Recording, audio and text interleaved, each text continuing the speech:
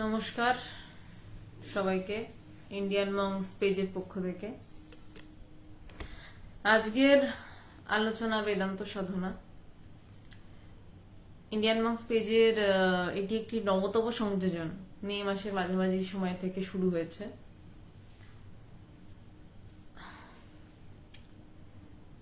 এই বেদান্ত সাধনা এটি একটি বই, মূলত একটি চিঠির সংকলনের বই, যেই চিঠিগুলি ভগবানকে তার গুরুদেব স্বামী পবিত্রানন্দ মহারাজ লিখেছিলেন। সেই চিঠিগুলো নিয়ে যে বইটি তৈরি, সেই বইটির নামই বেদান্ত সাধনা।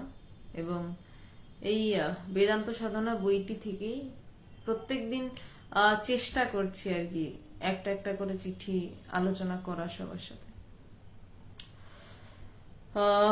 ভগবানের যখন দীক্ষা হলো সেই সময় থেকে,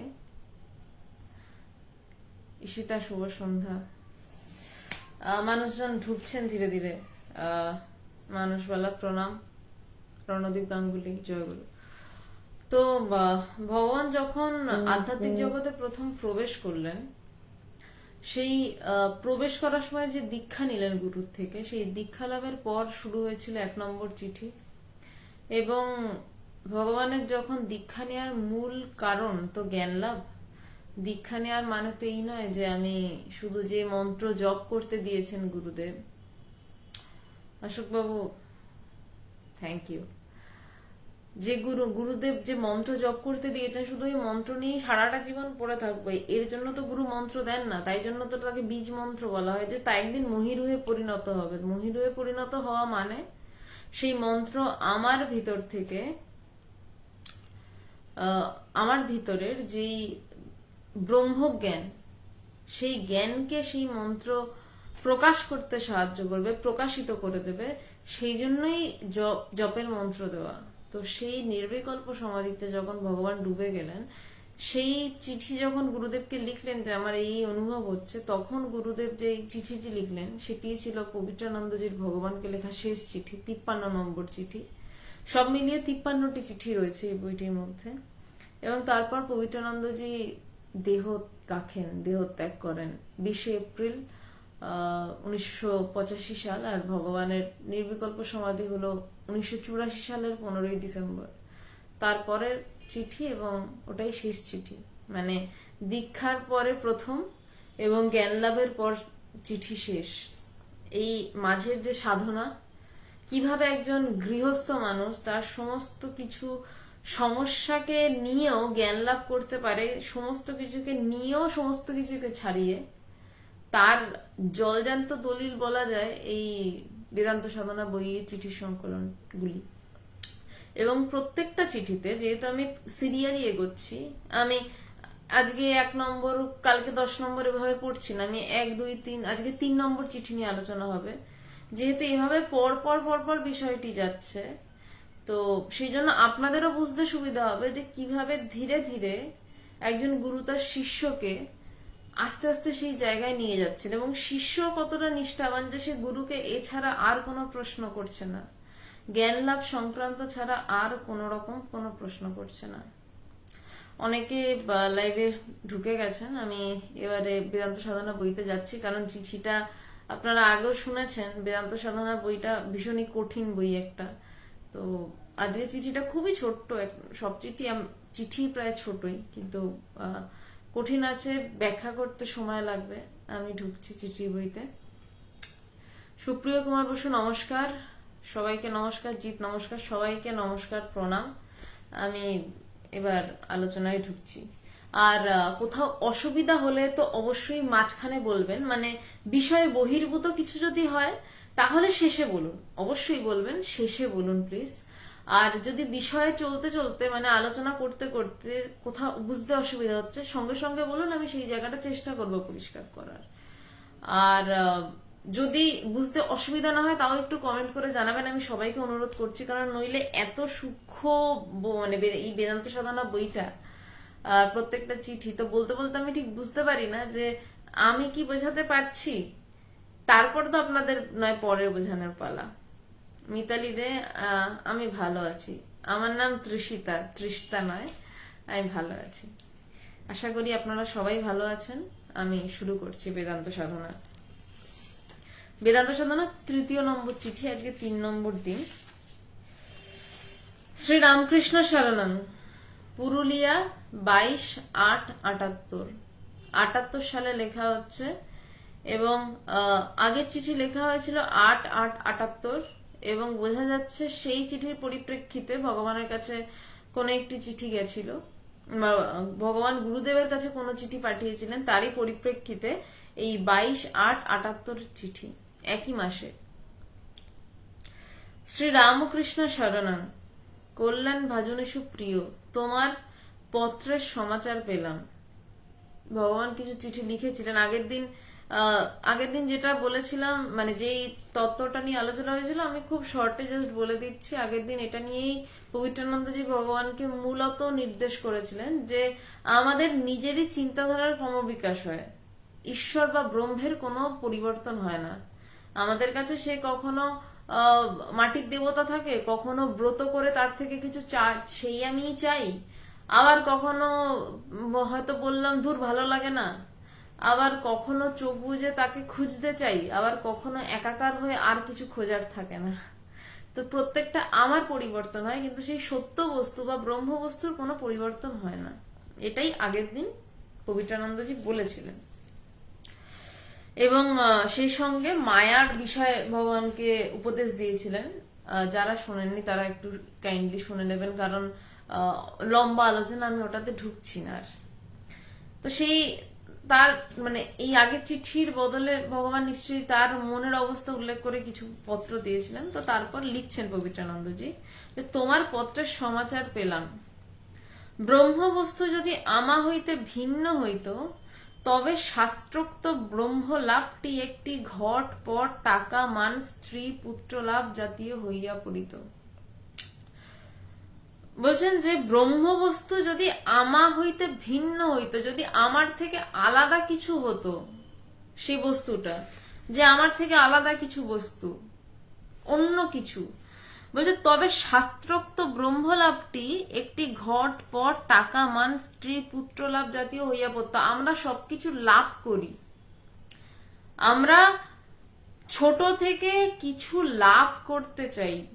একদম যখন কোলে শুয়ে খেলি তখন কোনো খেলনা লাভ করতে চাইছি, একটু বড় হয়ে রেজাল্ট লাভ করতে চাইছি, বন্ধুদেরকে লাভ করতে চাইছি, ভালো বন্ধু চাইছি, কিছু অ্যাচিভমেন্ট চাইছি আমরা অল টাইম জীবনে, এবং আমরা মরার আগে অব্দি অ্যাচিভমেন্ট চাই। আমরা একটা ভালো বিবাহিত জীবন চাই, একটা সুখের চাকরি চাই, কিছু একটা করতে চাইছি, আমরা এমন কিছু একটা করতে চাইছি যেটাকে আমরা লাভ করব, মানে যেটা বাইরে থেকে আমরা আমরা অ্যাকাস্টমড হব, যার সাথে আমরা যেটাকে বাইরে থেকে নেব, যেটাকেই আমরা বাইরে থেকে নিচ্ছি, সেটা তো কখনো আমি হতে পারে না, কারণ আমি তো নিচ্ছি। আমি কিন্তু বারবার একটু সবাইকে বলছি, কোনো অসুবিধা হলে বা যদি অসুবিধা না হয় একটু জানাবেন যে না ঠিক আছে, ঠিকঠাক চলছে, মানে তাহলে আমার সুবিধা হয় একটু বলতে।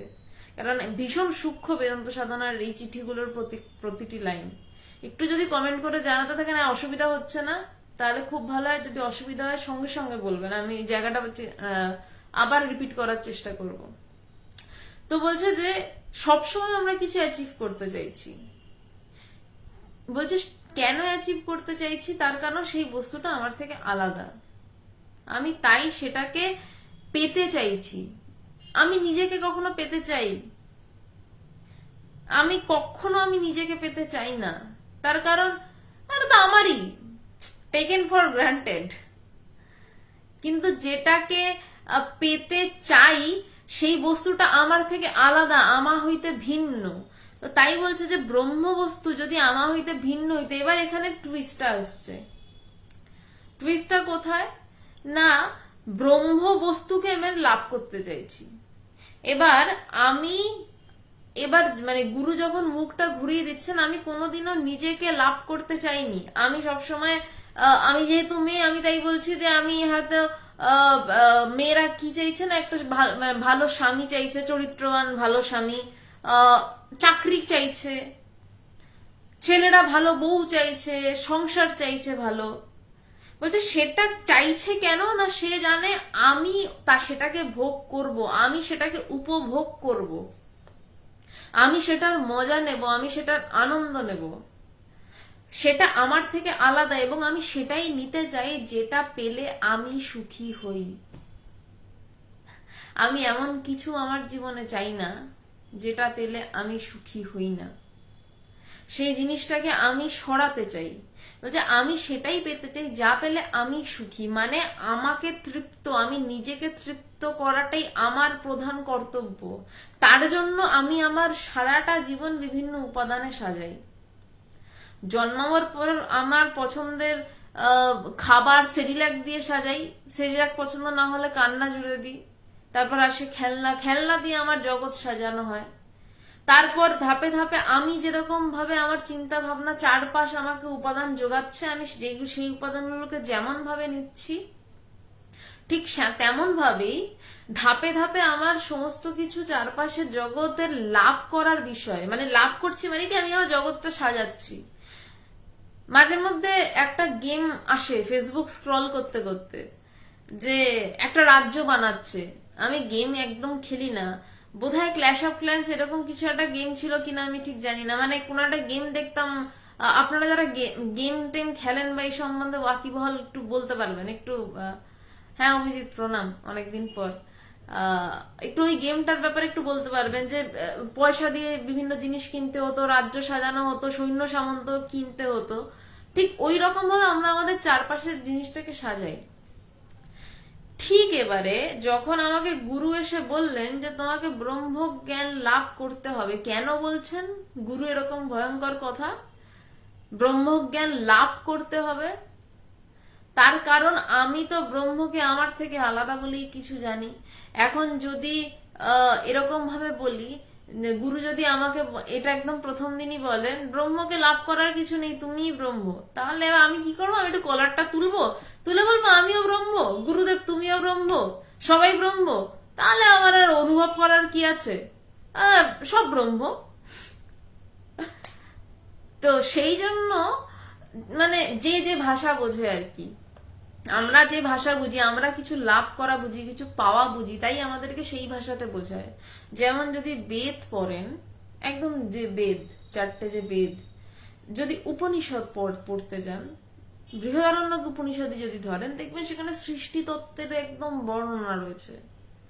যদি আপনি ছান্দোগ্য উপনিষদে যান, দেখবেন আরুণী শ্বেতকেতকে পুরো একদম সৃষ্টি তত্ত্ব, কেন মানে সৃষ্টি তত্ত্ব, শরীর তত্ত্ব, জল আকাশ বায়ু, এই সমস্ত পাঁচটা উপাদান দিয়ে যে শরীর তত্ত্ব সব বোঝাচ্ছে, বুঝিয়ে শেষে বলছে এবার অবান্তর ভাগ বাদ দিলাম। বেদ সমস্ত সৃষ্টির কথা বলে শেষে গিয়ে বলছে এ সৃষ্টি নেই, একমাত্র ব্রহ্মই আছে। কিন্তু কেন সৃষ্টির কথা বলতে হয়েছে? প্রথমেই যদি ঋষিমুনিরা আমাদেরকে বলতেন যে কোনো সৃষ্টি নেই, যা দেখছো সব মিথ্যা, একমাত্র ব্রহ্ম সত্য, মানে আমরাই বলতাম আপনি বিদেয় হন এখান থেকে, আমরা দেখতে পাচ্ছি আছে। তাই তারা কি করলেন, আমরা যা জানি, আমরা যা দেখতে পাচ্ছি তার মধ্যে দিয়ে সার্কিটটাকে ঘোরালেন, আমাদেরকে ওই সার্কিট থেকে টেনে আনলেন না, আমাদেরকে একটা ভয়ঙ্কর একটা ধাক্কা মেরে ফেলে একটা মহাশূন্যে ফেলে দিলেন না, আমাদেরকে অল্প অল্প করে মানালেন। কেমন করে মানালেন? সৃষ্টিটা কিভাবে হচ্ছে বোঝালেন, তারপর ধীরে ধীরে দেখালেন যে কিভাবে এই সৃষ্টিটা নেই। প্রথমে বোঝানো হলো সৃষ্টি এমন ভাবে হচ্ছে, আমি সৃষ্টি তত্ত্ব তো এখন ব্যাখ্যা করতে গেলে একদিন মানে মানে এটা লম্বা সময় লেগে যাবে, ত্রিবিধ প্রক্রিয়া, আরো অনেক কিছু রয়েছে, পঞ্চীভূতিকরণ অনেক কিছু রয়েছে, ওটা নিয়ে আমি যাচ্ছি না। আমি শুধু বলছি মানে এটা পরে যদি আপনারা কোনোদিন ছান্দোগ্য উপনিষদ পড়েন, কোনোদিন বৃহদারণ্যক উপনিষদ পড়েন, আপনারা এইগুলো জানতে পারবেন। বা বেদ পড়েন, বেদের কর্মকাণ্ডে দেখবেন যাগ যজ্ঞতে সমস্ত ভরা রয়েছে। এটা এই কারণেই যে আমরা যা সত্য বলে জানি, প্রথমে বলছে যে হ্যাঁ ঠিক আছে তুমি জানছো তো এটাই সত্য, জগৎ সত্য, ঠিক আছে বাবা জগৎ সত্য, প্রথমে তারা অ্যাকসেপ্ট করে নিলেন হ্যাঁ জগৎ সত্য বলে, এবার তারা ধীরে ধীরে ধীরে ধীরে এটা বোঝাতে লাগলেন যে কেন জগৎ সত্য নয়। এই গল্পটা আমি আগেও বলেছি, গল্প না, এই ঘটনাটা আগেও বলেছি, আমি আবারও বলছি, যে একটা বাচ্চাকে যখন তার মা আকাশের চাঁদ দেখাতে যায়, বাচ্চাটা তো ঘাড় উঁচু করে এমনি করে দেখতে পারে না, প্রথমে চাঁদটা তার দৃষ্টিগোচর হয় না। মা বলে, ওই দেখ তাল গাছ দেখতে পাচ্ছিস? বাচ্চাটা ঘাড় এই অবধি তুলতে পারছে, বলছে হ্যাঁ তাল গাছ দেখতে পাচ্ছি। বলছে ওই দেখ তাল গাছের মাথার উপর চাঁদ। তখন সে চাঁদটাকে লোকেট করতে পারে, বলছে ওই তাল গাছটা দেখতে পেয়েছে। তাকে তাল গাছটা না দেখাতে হলে সে তাকে ডাইরেক্ট চাঁদই দেখালো, কিন্তু পারতো না, চাঁদ দেখতে পেত না, মজা নিতে পেত না বাচ্চাটা। মা তাই প্রথমে বললেন তাল গাছ দেখ। রবীন্দ্রনাথ বলছে, রবীন্দ্রনাথেরই তো বোধহয়, বাঁশবাগানের মাথার উপর চাঁদ উঠেছে, ওই মাগো আমার শোলক বলা কাজলা দিদি কই, আমার ঠিক মনে নেই গানটা কার লেখা। তো বলছে মানে এটা ছোটবেলা থেকেই বাচ্চাদের শেখানো, যে ওই দেখো দেখো বাঁশবাগান বা ওই তাল গাছ সব থেকে উঁচু আর কি, যেই গাছ, সেটা দেখতে পাচ্ছে বাচ্চারা, কারণ বাচ্চার কাছে সেই গাছটা চেনা, সে দিনে দেখছে, সব সময় দেখছে। বাচ্চাটাকে সেই গাছটা দেখিয়ে বলা হচ্ছে এবার দেখো ওর মাথার উপর চাঁদ। ঠিক তেমন ভাবেই মহাপুরুষরা বা গুরুরা বলছেন যে তোমাকে ব্রহ্ম জ্ঞান লাভ করতে হবে, বলে দিচ্ছে না তো প্রথমেই তুমি ব্রহ্ম। কারণ তাহলে ওই যে আমরা মানে উদ্ধত হয়ে লাফালাফি করে বেড়াবো, আমি ব্রহ্ম, আমি সব, আমি সৃষ্টিকর্তা, আমি সব ধ্বংস করে দিতে পারি, আমি সৃষ্টির স্মৃতি প্রলয় করে দিতে পারি, আমার আর কি দরকার। তাই জন্য বলছেন যে ব্রহ্মকে তুমি লাভ করো, মানে এবার সে তো সবকিছু ছোট থেকে লাভ করতে চায়, এবার সে নিজেকে লাভ করতে চেষ্টা করতে শুরু করলো। সে জানতে পারলো ব্রহ্ম তার থেকে কোনো আলাদা নয়, ব্রহ্ম তার ভিতরেই আছে, আলাদা কোনো বস্তু নয়। সুতরাং সে এবার তাকে লাভ করতে চাইলো, কিন্তু এখানেও মজা, কেমন ভাবে লাভ করতে চাইছে? সে নিজেকে লাভ করতে চাইছে। নিজেকে কি নিজে কখনো লাভ করা যায়? আশা করি যায় না। কিন্তু সে লাভ করতে চাইছে, কারণ তার সংস্কার তৈরি হয়ে আছে যে আমাকে লাভ করতে হবে। গুরু শেষে গিয়ে বলছেন যে লাভ করার কিছু নেই, পাওয়ার কিছু নেই, কিন্তু প্রথমে বলছেন লাভ করতে হবে। তাই এখানে পবিত্রানন্দজি বলছেন যে ব্রহ্ম বস্তু, ভগবানের ভিতরে বোধহয় প্রশ্নটা এসেছিল, মানে চিঠিগুলো যদি এভাবে সাজানো যেত, ভগবানকে লিখেছেন তারপর পবিত্রানন্দজিকে উত্তর দিয়েছেন, তাহলে তো দুর্ধর্ষ হতো। কিন্তু ভগবানের চিঠিগুলো তো নেই, আর ভগবান নিজের শেষ দুটো চিঠি রেখে দিয়েছিলেন ভগবানের জ্ঞান লাভের আগে। তার আগে শুধু পবিত্রানন্দজির চিঠিগুলোই ভগবান রাখতেন, এবং রাখতেন লকারে। ঘরের লকারে তো আমরা সব থেকে দামি জিনিস রাখি, গয়না রাখি, ভগবান গুরুদেবের চিঠি লকারে রাখতেন, যে সব চলে যাক, চিঠি যেন খোয়া না যায়। মানে ভগবানের গুরুর প্রতি এমনই নিষ্ঠা ছিল, নইলে এই লেভেলের ব্রহ্মজ্ঞান তো সম্ভব নয়। মানে নির্বিকল্প সমাজে গুরুর প্রতি সেই নিষ্ঠা থাকলেই সম্ভব, তাছাড়া অসম্ভব ব্যাপার আর কি। তো বলছে ব্রহ্মবস্তু যদি আমা হইতে ভিন্ন হইতো তবে শাস্ত্রোক্ত ব্রহ্ম লাভটি, বলছে ব্রহ্ম যদি আমার থেকে আলাদা কেউ হতো তবে শাস্ত্রোক্ত, মানে শাস্ত্রে যেই ব্রহ্মজ্ঞান লাভের কথা বলা হয়েছে, ব্রহ্ম লাভটি একটি ঘট পট টাকা মান স্ত্রী পুত্র লাভ জাতীয় হইয়া পড়িত। বলছে তাহলে ব্যাপারটা কেমন হতো? বলছে আমি একটা ঘট কিনে আনছি, একটা পট আনছি, আমি টাকা রোজগার করছি, আমি সম্মান আনছি, সম্মানটা সূক্ষ্ম, বাকিগুলো স্থূল। ঘট পট টাকা অব্দি স্থূল, তা বলছে সম্মান মান স্ত্রী পুত্র লাভ করি জাতীয় হয়ে পড়তো, যদি সেটা আমার থেকে আলাদাই হতো ব্রহ্ম বস্তুটা। কিন্তু যেহেতু সেটা আলাদা নয়, তাই জন্য তাকে লাভ করার কিছু নেই। শাস্ত্র যাহাকে নির্দেশ করিতেছেন, আইবি নন্দী, প্রতিমা বন্দ্যোপাধ্যায়, যতীন্দ্রমোহন বাগচি। হ্যাঁ, আসলে এমন কিছু গান আমাদের চারপাশে ঘোরে না, ছোট থেকে শুনে শুনে আমরা সবটাকেই রবীন্দ্রসঙ্গীত ভাবতে শুরু করি। আমার বলতে গিয়ে হঠাৎ মনে হলো না, এটা তো মনে হচ্ছে না রবীন্দ্রসঙ্গীত, অন্য একজন কেউ ছিলেন। যাই হোক, ধন্যবাদ আইবি নন্দী। তো বলছে যে ঘটপট টাকা মান স্ত্রী পুত্রলাভ জাতীয় হইয়া পড়িত, তাহাই কি শাস্ত্র যাহাকে নির্দেশ করিতেছেন এইভাবে, যাকে লাভ করলে সকলই লাভ করা যায়, তা হলো সেই বস্তু সাধারণ লভ্য বা লব্ধব্য বস্তুর পর্যায়ে পড়ে না। বেশ বড় কঠিন লাইন, আমি আরেকবার ভেঙে পড়ছি। বলছে পবিত্রানন্দজি লাইনটা বলে নিজেই প্রশ্ন করছেন যে তাহাই কি, বলছে শাস্ত্র যাকে নির্দেশ করছেন এইভাবে যে যাকে লাভ করলে সকলই লাভ করা যায়। ব্রহ্ম সম্বন্ধে শাস্ত্র কি বলছে, যে যাকে লাভ করলে তুমি সমস্ত লাভ করতে পারবে। ওম পূর্ণমদ পূর্ণমিদং পূর্ণাৎ পূর্ণমুদচ্যতে পূর্ণশ্চ পূর্ণমাদায় পূর্ণমেবাবশিষ্যতে। বলছে যাকে লাভ করলে পূর্ণ হও, যাকে লাভ করলে তুমি পূর্ণতা প্রাপ্তি হবে। পূর্ণতা মানে কি, সেখানে কোনো অভাব নেই, সেখানে কিছু লাভ করার নেই, কিছু দেওয়ারও নেই। পূর্ণ থেকে পূর্ণ যোগ করলে পূর্ণই থাকে, পূর্ণর সাথে পূর্ণ বিয়োগ করলে পূর্ণই থাকে। পূর্ণ থেকে আপনি যা খুশি করুন সেটা পূর্ণই থাকে। পূর্ণ থেকে সরানো যায় না, পূর্ণ মধ্যে কিছু যোগ্য করা যায় না, কারণ পূর্ণ মানে সবটা নিয়ে, সবকিছু নিয়ে। তাই বলছে যে যাকে লাভ করলে, বলছে শাস্ত্র যাহাকে নির্দেশ করছেন এইভাবে, বলছে শাস্ত্র যাকে এইভাবে নির্দেশ করছে যে যাকে লাভ করলে সকলই লাভ করা যায়।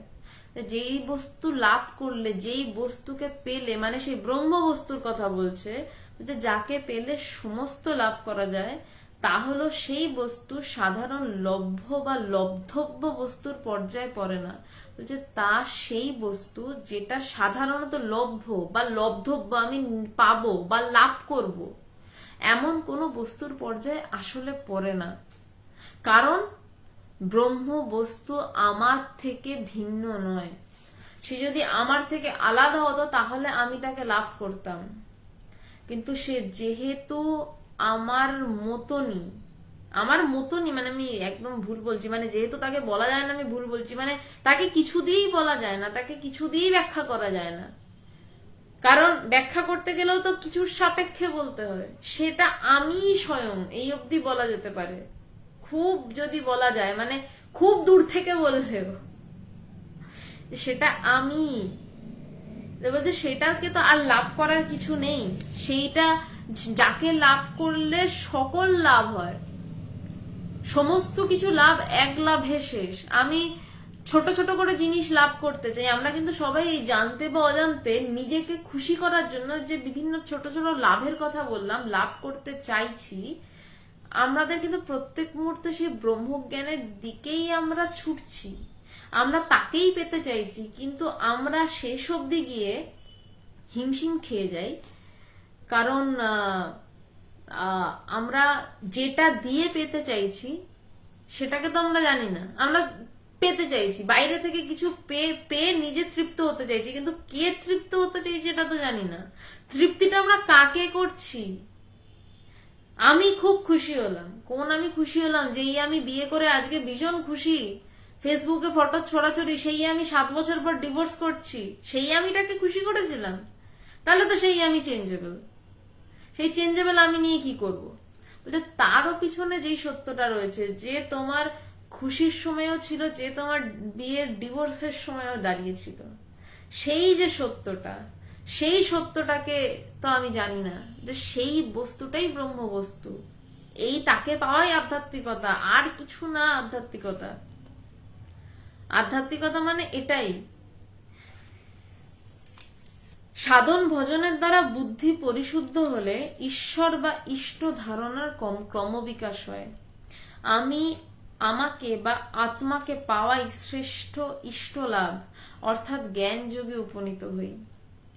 বলছে যে সাধন ভজনের দ্বারা বুদ্ধি পরিশুদ্ধ হলে, বলছে সাধন ভজন করে বুদ্ধি যদি পরিশুদ্ধ হয়, এখানে একটা ব্যাপার আছে, সবাই ব্রহ্মকে চায় না, অথচ সবাই পৃথিবীতে প্রত্যেকটা মানুষ ছোট ছোট জিনিস চেয়ে বেড়াচ্ছে। পৃথিবীতে যে কয়েক কোটি মানুষ আছে, সেই প্রত্যেক কোটি মানুষ ছোট করে নিজেদের মতন করে ভালো থাকতে চাইছে, কেউ খারাপ থাকতে চায় না। কেউ বলে না এসো আমরা খারাপ থাকি, সবাই বলে এসো আমরা ভালো থাকি।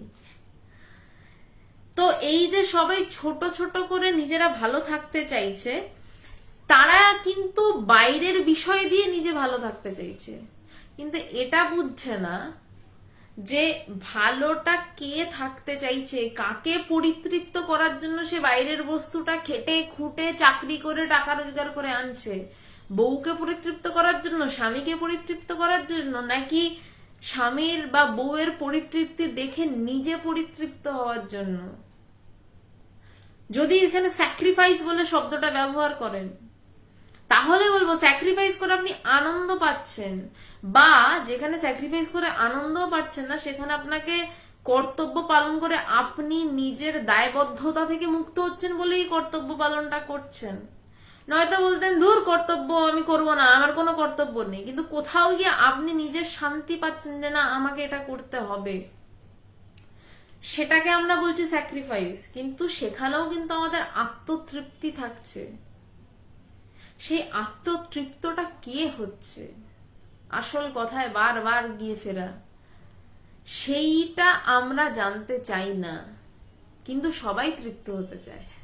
তার মধ্যে কয়েকজন মানুষ যারা যে তৃপ্ত হচ্ছে তাকে জানতে চায়, তার পিছনে দৌড়ায়।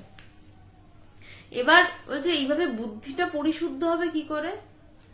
বলছে বুদ্ধি পরিশুদ্ধ হওয়া মানে যেই বুদ্ধি দিয়ে আমরা বাইরের জিনিসকে গ্রহণ করে, মানে বাইরের জিনিস নিয়ে আমরা তৃপ্ত হতে চাইছি, সেই বুদ্ধিটা যখন এটা বুঝবে যে বাইরের জিনিস দিয়ে আমি পরিতৃপ্ত হতে পারছি না, একটা শেষ হচ্ছে আর একটা যে ইচ্ছা উঠছে, একটা শেষ হচ্ছে আর একটা ইচ্ছা উঠছে, এবং আমি আমাকে নিজেকে তৃপ্ত করতে করতে করতে আমি জীবনটা শেষ করে দিচ্ছি। জন্ম থেকে মৃত্যু অব্দি আমি আমাকে তৃপ্ত করতে করতেই কাটিয়ে দিচ্ছি। মরার সময় হয়তো বলছি এটা হলো না, ওটা হলো না, তৃপ্ত নই আমি। জীবনে কি পেলাম?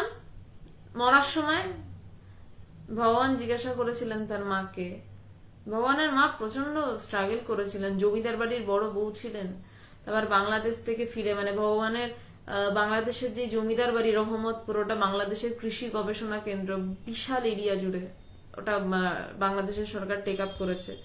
তো সেইখানে জমিদার বাড়ির বড় বউ কলকাতায় এসে প্রবল সংগ্রামের মধ্যে দিয়ে জীবন কাটিয়েছেন। তো সবকিছু করার পর যখন তিনি মারা যাচ্ছেন, তো তখন ভগবান মাকে জিজ্ঞাসা করেছিলেন যে মা কি পেলে? মা বলেছিল কিচ্ছু পাইনি জীবন থেকে।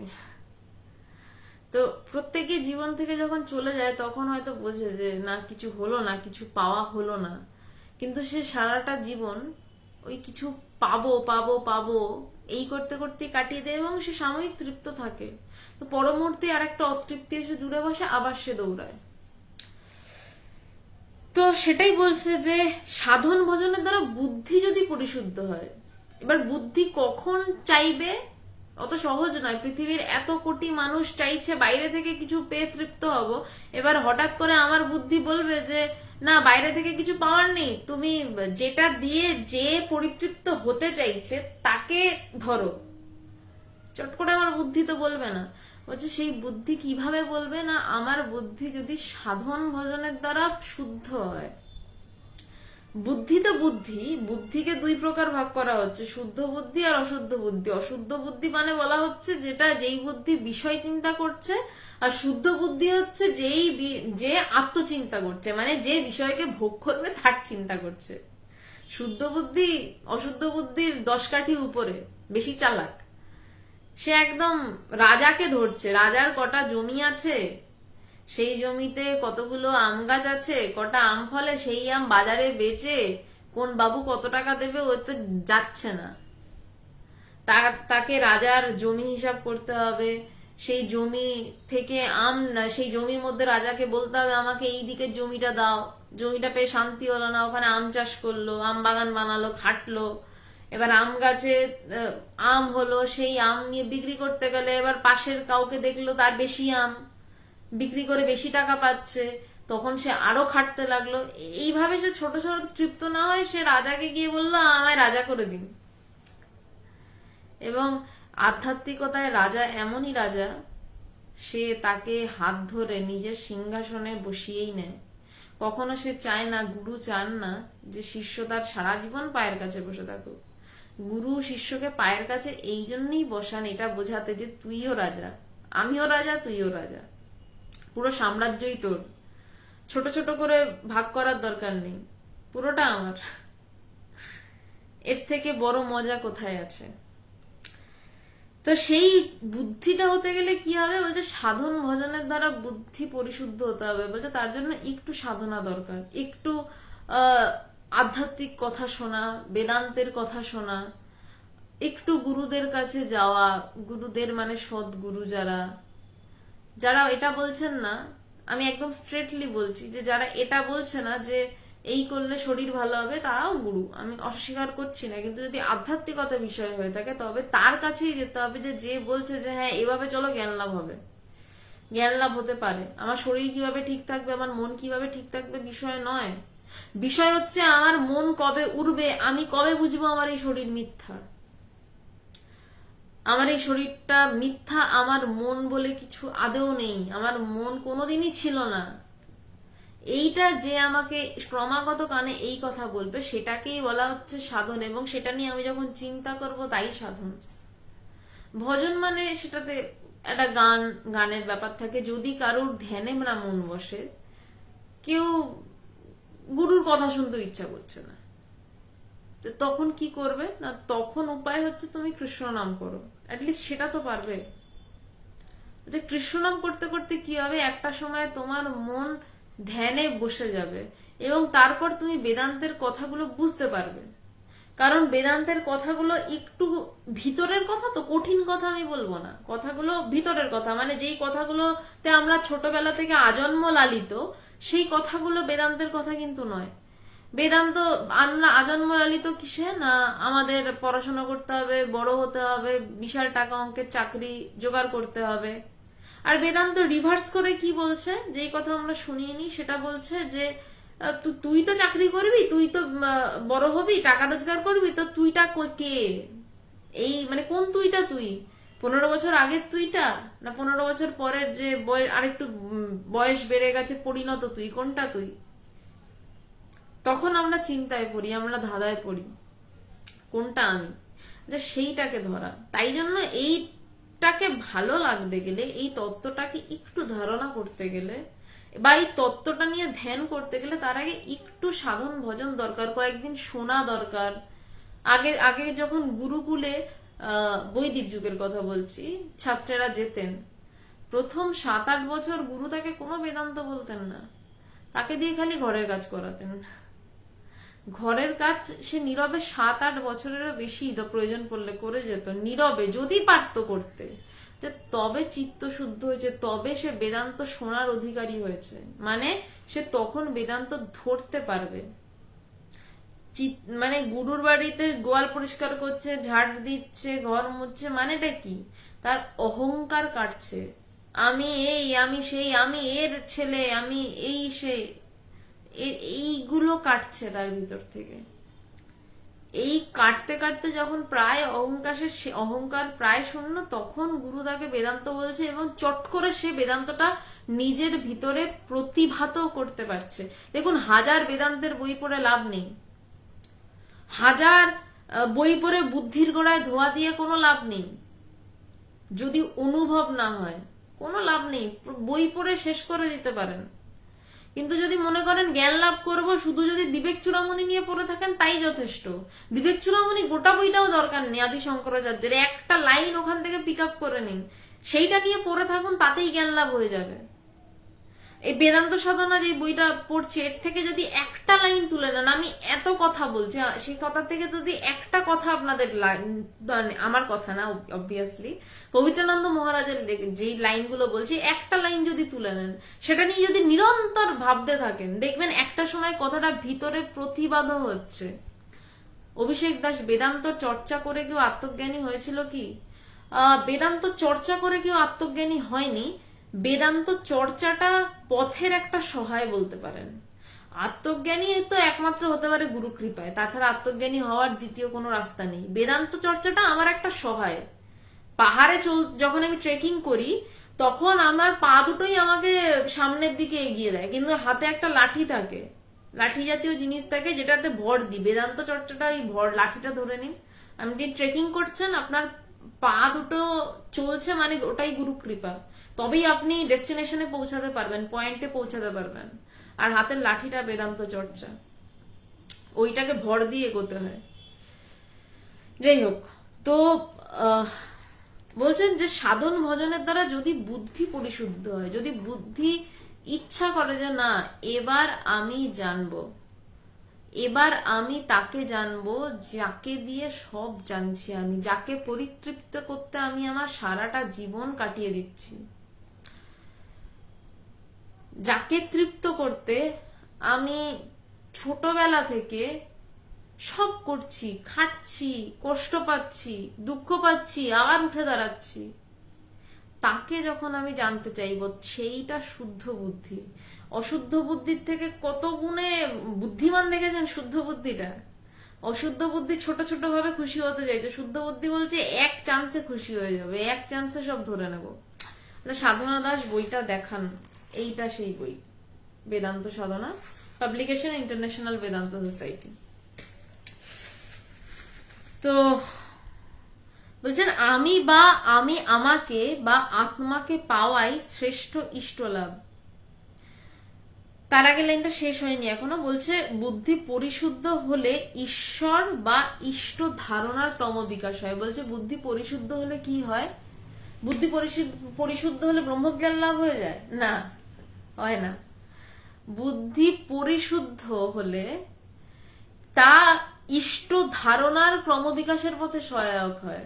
মানে বুদ্ধি পরিশুদ্ধ হলে আমি এটা বুঝতে পারছি যে আমার ঈশ্বর বাইরে কোথাও নয়, সেটা তো পরে, আমার তৃপ্তি বাইরে কোথাও নেই, আমার তৃপ্তি ভিতরে। এবার ভিতরে আমার তৃপ্তি কোথায় সেটাকে খুঁজতে গিয়ে প্রথমে আমি ভিতরে ঈশ্বরকে কল্পনা করতে থাকি, তারপর একটা সময় সেই জায়গাটা ফাঁকা হয়ে যায়, আমি টের পাই না ঈশ্বর বললে ভিতরে কিছু নেই, ভিতরে আমি একটা জগৎ তৈরি করছি, যেই জগতের একটা কিছুর নাম ঈশ্বর। মানে আমি যেভাবে আজকে বেদান্ত বলছি সেটা মানে ঈশ্বর টিশ্বর উড়িয়ে দিয়ে আমাকে নাস্তিক কেউ ভাবতেই পারেন, কিন্তু বেদান্তে আসলে ঈশ্বরের কোনো জায়গা নেই। বেদান্ততে একদম কড়া বেদান্ততে ঈশ্বরও নেই, ভগবানও নেই, কিচ্ছু নেই, শুধু গুরু আছে আর শিষ্য আছে। একটা সময় গুরুও নেই, শিষ্যও নেই, মানে প্রথম শিষ্য উড়ে যায়, তারপর গুরু উড়ে যায়। কারণ শিষ্যের যখন শিষ্য তখনই গুরুর প্রয়োজন, যদি শিষ্য না থাকে গুরুর কি প্রয়োজন? তো সেখানে বলছে যে সেই বুদ্ধিটা যদি আমাকে চাইতে শুরু করে তখন আমার কি হবে না, ধারণার ক্রমবিকাশ হবে। যে আচ্ছা এই যেমন ধারণার, যেমন ভগবানের এইটা 3 নম্বর চিঠি গুরুদেবের থেকে পাওয়া, পবিত্রানন্দজির থেকে পাওয়া।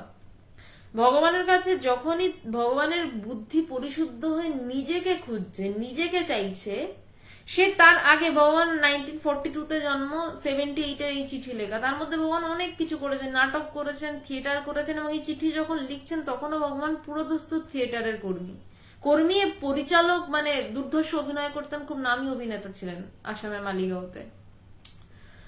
তো সেই সময়ে ভগবান বাইরের বস্তু ছেড়ে ভগবান ব্রহ্ম বস্তু নিয়ে জিজ্ঞাসা করছেন। বলছে তার মানে কি, তার বুদ্ধি পরিশুদ্ধ হয়েছে, তার সে ব্রহ্ম বস্তু নিয়ে প্রশ্ন করছে, মানে তার বুদ্ধি পরিশুদ্ধ হয়েছে, সে জানতে চাইছে যে কি ব্যাপারটা। বলছে জানতে গিয়ে কি হচ্ছে না, তার ধারণার ক্রম বিকাশ হচ্ছে। ধারণা কেমন না, বলছে যে ব্রহ্মবস্তু আমার থেকে ভিন্ন নয় যে তাকে তুমি লাভ করবে, সে আমার থেকে আলাদা নয়। এই রিমোটটা আমার থেকে আলাদা, তাই আমি রিমোটটাকে হাতে ধরতে পারি, কিন্তু আমার এই হাতটা কি আমি আমার হাত দিয়ে ধরতে পারি? একটু চেষ্টা করে দেখুন তো সবাই, নিজেকে নিজে ধরতে পারেন কিনা। নিজেকে নিজে ধরা যায় না। আমি রিমোট ধরি, আমি বইটাকে ধরতে পারি, আমি মোবাইলটাকে ছুতে পারছি, মোবাইলের ক্যামেরাটার সামনে হাত দিয়ে দিতে পারছি, কিন্তু আমি আমার নিজের সঙ্গে এগুলো কি করে করব? কারণ আমি তো সেই নিজেই। আমি আমাকে বা আত্মাকে পাওয়াই শ্রেষ্ঠ ঈশ্বর লাভ। বলছে শ্রেষ্ঠ ঈশ্বর লাভ কোনটা? আমি আমাকে বা আত্মাকে, আমি আমাকে বা আত্মাকে পাওয়াটাই শ্রেষ্ঠ ঈশ্বর লাভ। ঈশ্বর লাভ মানে কৃষ্ণ এসে আমার সাথে লীলা করছে, খুব সুন্দর, গোপাল আমার সাথে সারাদিন খেলছে, আমি মাকে দেখছি, ভীষণ সুন্দর, কিন্তু বলছে সেটা শ্রেষ্ঠ ঈশ্বর লাভ নয়। কারণ মাকে তো আমি দেখছি, যাকে আমি ভালোবাসি, আমি কি চাইবো সে আমার থেকে দূরে থাক? আমি তো চাইবই আমার সাথে তার কোনো দূরত্ব না থাক। এই দূরত্ব না থাকার একমাত্র উপায় হচ্ছে নিজেকে জানা।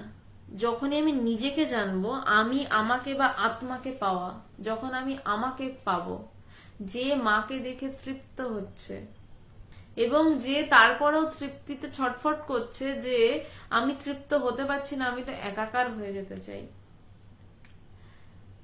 গোপীরা কৃষ্ণদের সাথে লীলা করছেন, কিন্তু কৃষ্ণ যখন চলে গেলেন বা কৃষ্ণ যখন রয়েছেন, তাদের সাথে লীলা চলছে, তখন তারা বলছে তোমার সাথে এক চুলো দূরত্ব আমাদের সহ্য হচ্ছে না।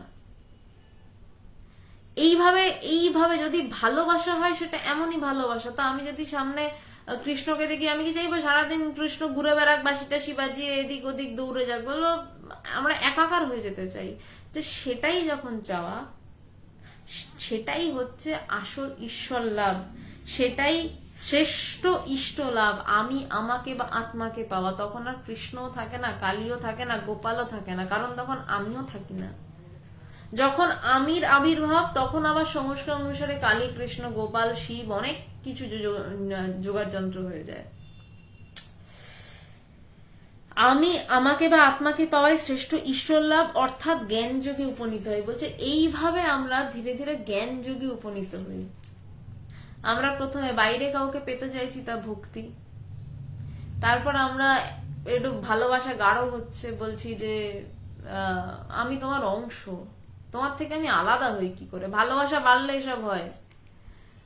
নর্মাল যদি প্রেম টেমও করেন, সেখানে প্রথমে আমি তুমি, তুমি আমি চলে, তারপর বলছে না তুমি আমার অর্ধাঙ্গিনী, হ্যাঁ তুমি আমার অংশ। প্রেম এই অবধি যেতে পেরেছে, মানে অ্যাটলিস্ট বলতে পেরেছে অর্ধাঙ্গিনী। এই বিশিষ্টাদ্বৈতা, দ্বৈতবাদ, আধ্যাত্মিকতায় তাকেই বলা হচ্ছে তুমি আমার অংশ। অদ্বৈতবাদ হচ্ছে পূর্ণর গল্প। অর্ধাঙ্গিনী টর্ধাঙ্গিনী নয়, তুমি আমি, আমি তুমি। তাহলে সেটাই শ্রেষ্ঠ ইষ্ট লাভ, অর্থাৎ জ্ঞান যোগ। এটাই জ্ঞান যোগ। এই জ্ঞান যোগে উপনীত হই। এইবারে বোঝো পুরুষকার এবং কৃপার মধ্যে সম্বন্ধ কি, আজকের যেটা মূল বিষয়। এইবার তুমি বোঝো যে পুরুষকার আর কৃপার মধ্যে সম্বন্ধটা কি, কি পুরুষকারটা কি বা কৃপাটাই বা কি। এবার ছোট্ট করে বলে দিই যে পুরুষকার মানে হচ্ছে আমি কিছু করব, আমি করে নেব, মানে আমি আমি আমি এটা করে নেব, ঠিক আছে, আমি আমি ধ্যান ধারণা করে নেব। দীপায়ন দাস, গ্যারান্টি কি নিজেকে পেলে সব তৃপ্ত? গ্যারান্টি কি নিজেকে না পেলে সব তৃপ্ত? এটার তো গ্যারান্টি যতক্ষণ না নিজেকে পাচ্ছ তৃপ্ত নয়। যদি এইটা গ্যারান্টেড হয়ে এতদিনে গেছো, আশা করছি যে নিজেকে না পেলে কিচ্ছু তৃপ্ত নয় বা অর্ধেক অর্ধেক তৃপ্ত, সেইটা যখন গ্যারান্টেড, তাহলে একটু উল্টো দিক ট্রাই করে দেখো না। একটা দিক দেখা হয়ে গেছে, এবার দেখো না নিজেকে পেলে তৃপ্ত হও কিনা। একদিক প্রুভেন, আর একটা দিক দেখতে দোষ কি? ওখান থেকে তার পাওয়ার কিছু নেই।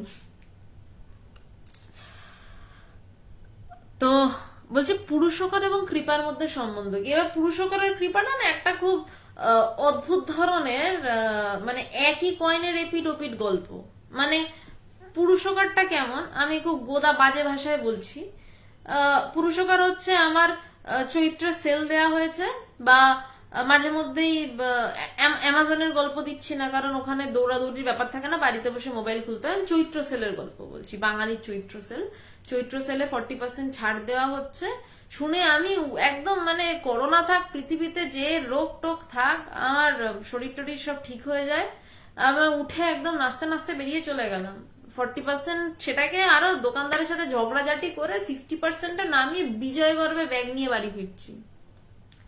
এর নাম পুরুষকার, যে আমি বুঝছি ওটা আমার লাগবে, তার জন্য আমার পৃথিবীতে করোনা থাক, আমার শরীর খারাপ থাক, যাই থাক, আমাকে গিয়ে ঝগড়াঝাটি করে গরমে লোকের সাথে গুতোগুতি করে ওই ব্যাগ হাতে করে বাড়ি ফিরতে হবে। মানে আমি করলাম। এবার আমি আধ্যাত্মিক ক্ষেত্রের কথায় আসি। আধ্যাত্মিক ক্ষেত্র যেই হয়, তখন আমরা বলি যে তিনি কৃপা না করলে কি করে হবে, কেন সেলের সময় দোকানদার আমায় কৃপা করেছিল নাকি? তুমি কৃপা করে আমাকে সেলের সময় দোকানদার টেনে নিয়েছিল নাকি? আমি তখন বুঝেছিলাম ওটা আমার লাগবে, প্রায়োরিটিটা ফ্যাক্টর, যে আমার প্রায়োরিটি কোনটা, 60% কমে জামা কাপড় তুলে আনা ঝগড়া করে, নাকি ওই সময়টা বাড়িতে বসে নিজের ভিতরের দিকে তাকানো, বা ওই সময় জামা কাপড় তুলে আনলাম, অন্য সময় বসে নিজের দিকে তাকিয়ে আমার খোঁজা বা আমার গুরুর কাছে গিয়ে বারবার বলা যে আমার জ্ঞান লাভ এখনো হচ্ছে না, আমার কবে জ্ঞান লাভ হবে, গুরুর পা ধরে বারবার বলা যে আমার কবে জ্ঞান লাভ হবে, আমার এখনো কেন হচ্ছে না। এই ছটফটানিটা আমার পুরুষকার, এবং তার জন্য যে হচ্ছে না, যে তার জন্য আমার যা যা করার দরকার আমাকে সব করতে হবে। আমাকে যদি ধ্যান বাড়াতে হবে, যদি আমাকে সারাদিন আত্মচিন্তা করতে হয় আমাকে করতে হবে, কিন্তু আমাকে ব্রহ্ম বস্তু লাভ করতে হবে। এবার আমি যদি বলি না তিনি কৃপা না করলে কি করে করব, ব্যাপারটা এরকম নয়। মানে তিনি কৃপা করেই আছেন, তাই জন্যই কিন্তু আমি ছটফটটা করতে পাচ্ছি। আসলে আমি সেইটাই পরে আসছি। তো যে কৃপা, মানে কৃপা বাতাস তো বইছেই। বলছে ঠাকুরের খুব সুন্দর একটা কথা, বলছে কৃপা বাতাস তো বইছেই, তুই একটু পাল তুলে দে না। এই সাধন ভজন প্রাথমিক অবস্থায় একটু নিজেকে প্রেসার দেওয়া, কেন না প্রায়োরিটি, আমি কোনটাতে ভালো থাকবো।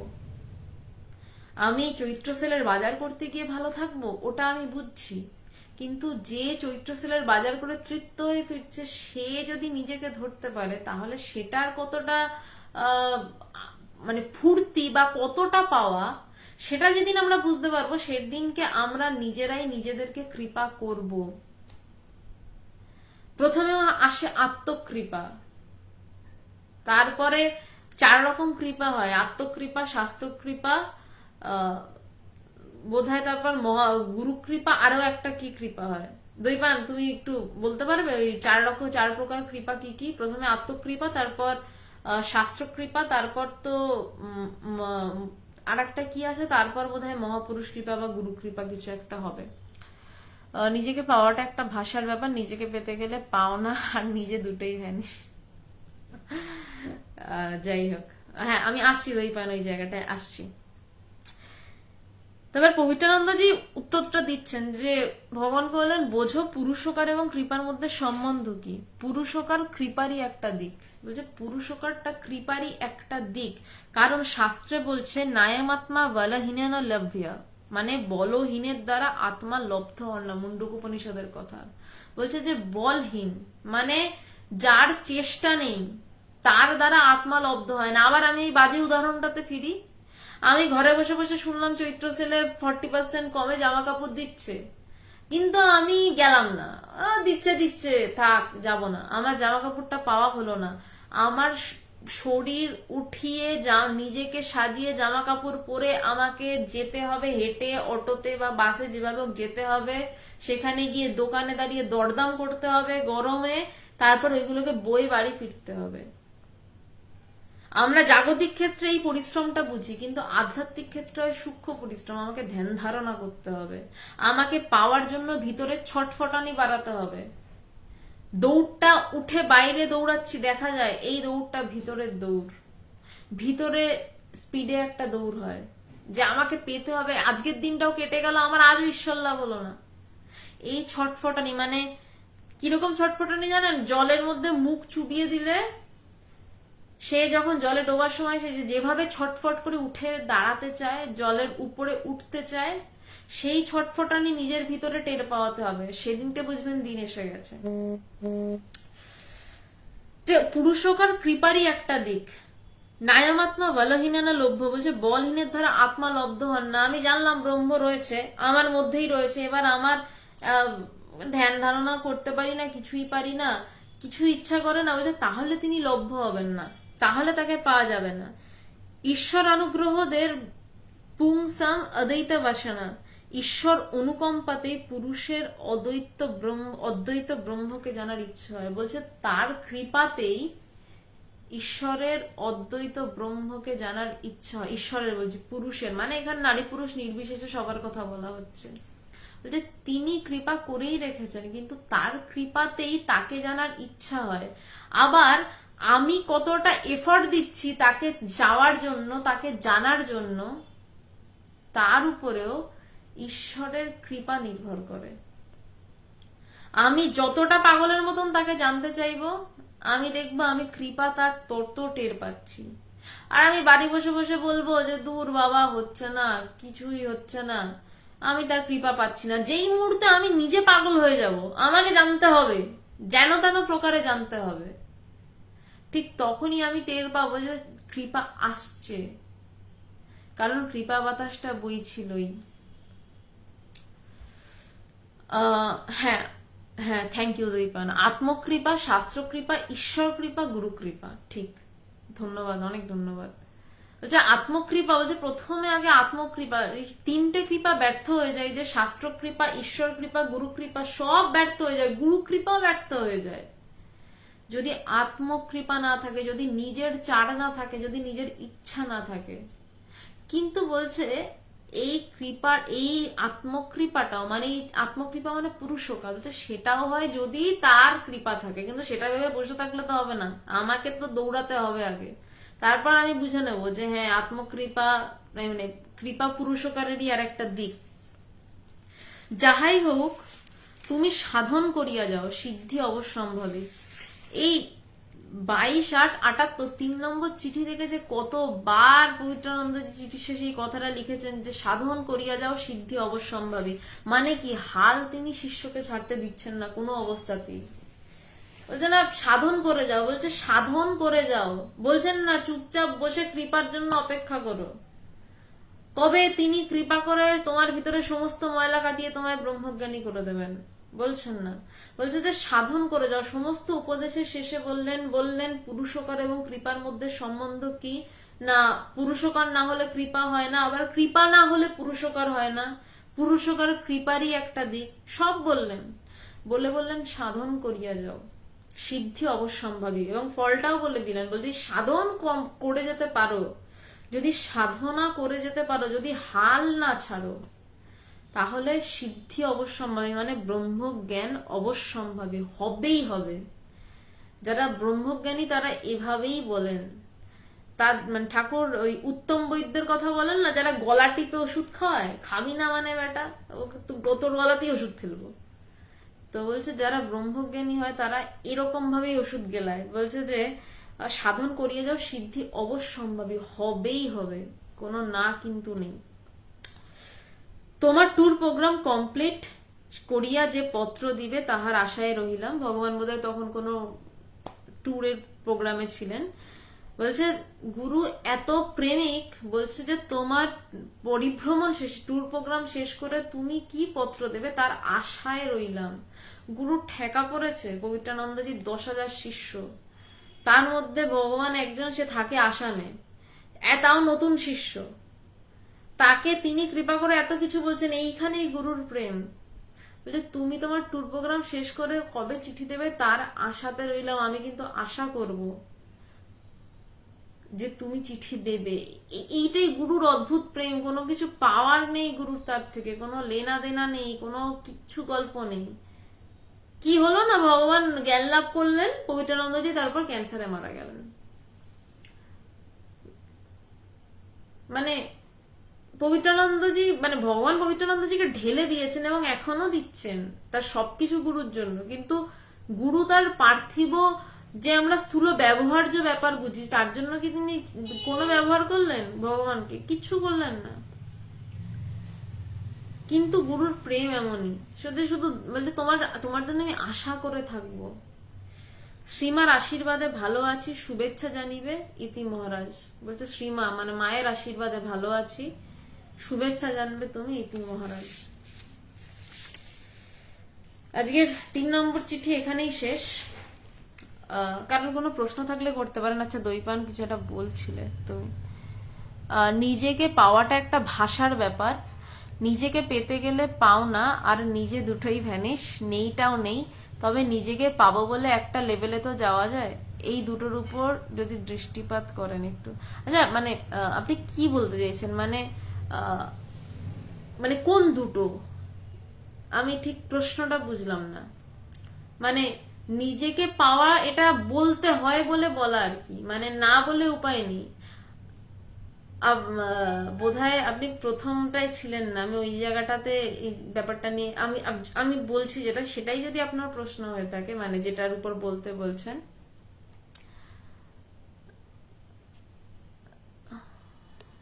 এক মিনিট, প্রশ্নটাও তো হারিয়ে ফেললাম।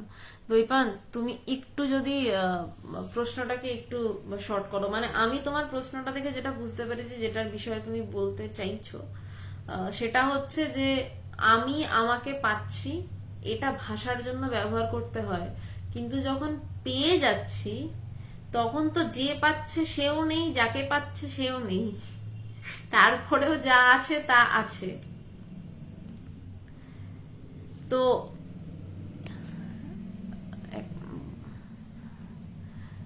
তো নিজেকে পাবো বলে একটা লেভেলে যাওয়া যায়, হ্যাঁ, নিজেকে পাওয়ার আশাতেই তো শেষ অবধি যাওয়া। যতক্ষণ না আমি নিজেকে পাচ্ছি, আমি এবার কোশ্চেনটা বুঝতে পেরেছি, যে যখন নিজেকে পাচ্ছি তার আগ মুহূর্ত অব্দি আমার নিজেকে পাওয়া আছে, ততক্ষণ অব্দি আমি কিছু একটা পেতে চাই, আমি ব্রহ্মকে লাভ করতে চাই, আমি আমাকে পেতে চাই। তাই জন্য আমি নিজেই নিজের ধ্যান করি, আমি নিজেই বসে নিজের ভিতরে নিজেই নিজেকে খুঁজি। যেই মুহূর্তে খোঁজা শেষ, সেই মুহূর্তে তার প্রকাশ। তো আশা করি বোঝানো গেল। আহ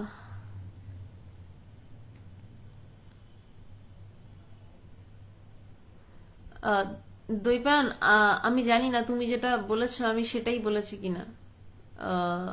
তুমি যদি আর কিছু মানে বলে থাকো আমাকে একটু বলো কেটে। রাজেশ কর্মকার, দেরি করে ফেললাম না, কোনো ফ্যাক্ট নয়, এটা ফিনিশ করার পর আপনি আবার প্রথম থেকেই শুনতে পাবেন। দীপায়ন, আমি কিছু চাই, কিছু চাইটাকে বাদ দিলাম। দাঁড়াও এক মিনিট। আমি কিছু চাই, কিছু চাইটাকে বাদ দিলাম, পড়ে রইল আমি কিছু চাই, এটাকে উড়িয়ে দেওয়া কি বেদান্ত?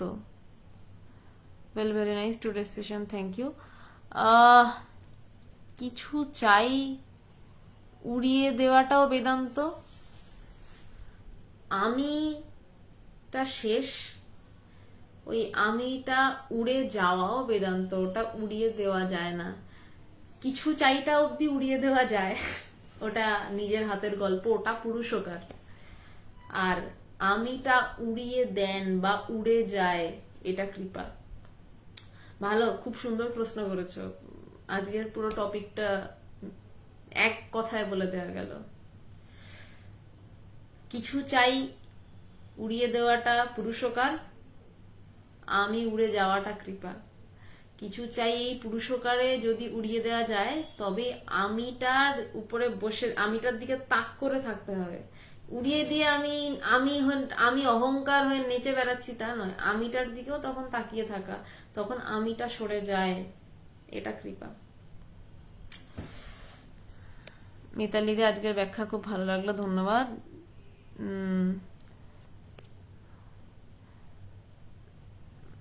সাধন করার পদ্ধতি যদি বলো, দীপা চৌধুরী, সাধন করার পদ্ধতি এবার আপনার কি প্রবণতা সেটা অনুযায়ী তো বলতে লাগে, মানে সাধন করার একটা পদ্ধতি, যেহেতু আজকে পুরো জ্ঞান যোগ নিয়ে আলোচনা হলো, তো আমি একটা পদ্ধতি বলতে পারি, যেটা কঠিন, মানে কঠিন না আবার মানে সহজ এমনটাও বলবো না, চাইলে সহজ না চাইলে কঠিন।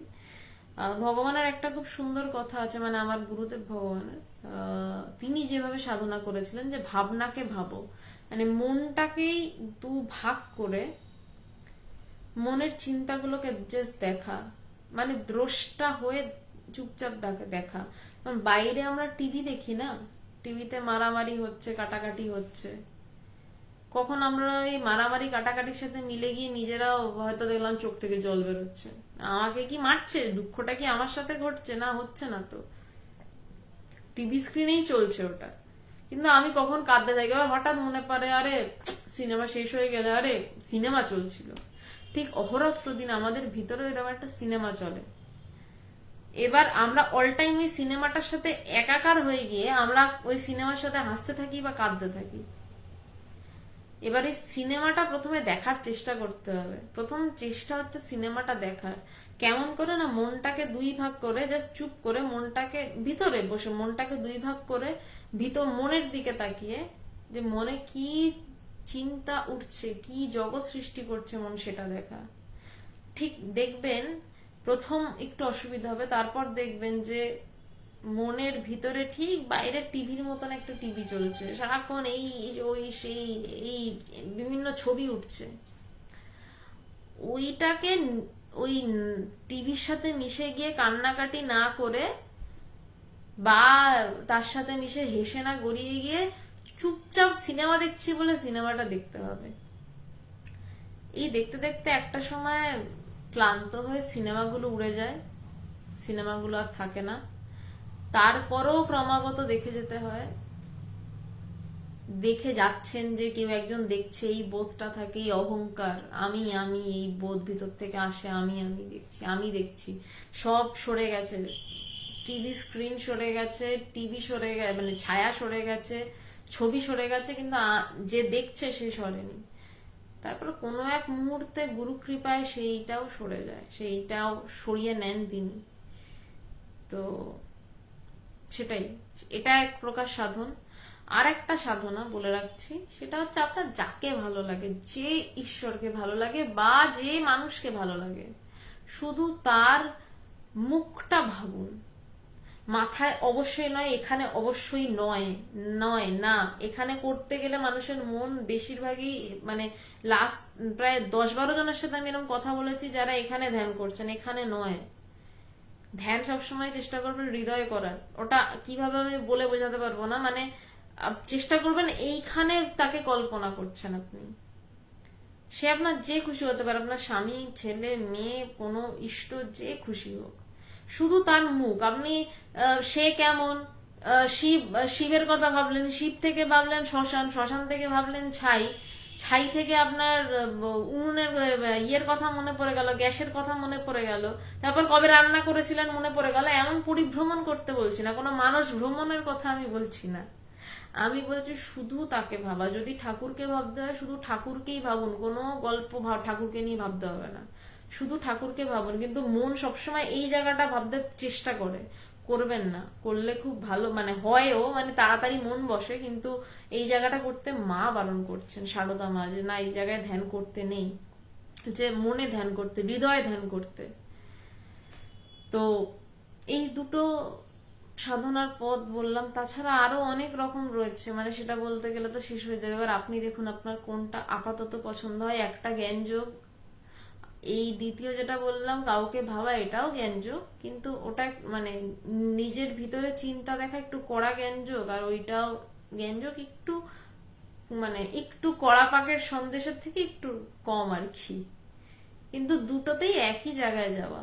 এমনটা নয় যে আপনাকে মনটাকেই দেখতে হবে, আপনি অন্য কিছু নিয়ে ভাবতে পারবেন না, না, যেটা করলে আপনি আপনাকে শান্ত করে নিজেকে উড়িয়ে দিতে পারেন, মানে নিজের মনটাকে উড়িয়ে দিতে পারেন, আপনি সেটাই করুন। কোনো পথ উত্তম, কোনো পথ অধম, এমন কোনো ব্যাপার নয়, সেই পথই উত্তম আপনার জন্য, যেই পথে আপনি গন্তব্যে পৌঁছাতে পারেন। ঈশিতা থ্যাংক ইউ, অজিত কুমার মালাকার ধন্যবাদ, ও অঞ্জলি কাকিমা হ্যাঁ প্রণাম, সুজয় কর্মকার জয় মা। বেশ, তাহলে আজকে আশা করি আর কারোর কোনো প্রশ্ন নেই, আজকে তাহলে আমি এই অবধি থাক। সোমবার দিন 8:30 নাগাদ স্বামী শিষ্য সংবাদের আলোচনায় আসছি আবার। প্রণাম।